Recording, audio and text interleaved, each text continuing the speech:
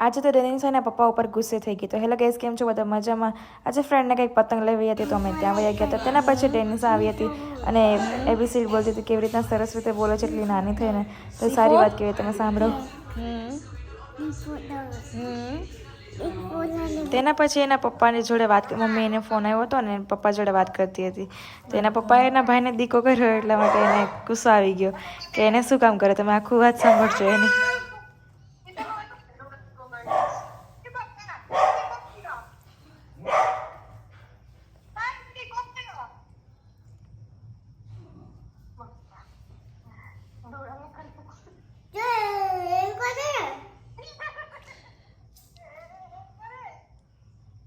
પછી એના ભાઈ એના પપ્પાને કિસી કરી હતી, તો એ પણ કીધું હતું કે પપ્પાને કે સાફ કરી દો તમે. જો તમે એ પણ જોજો.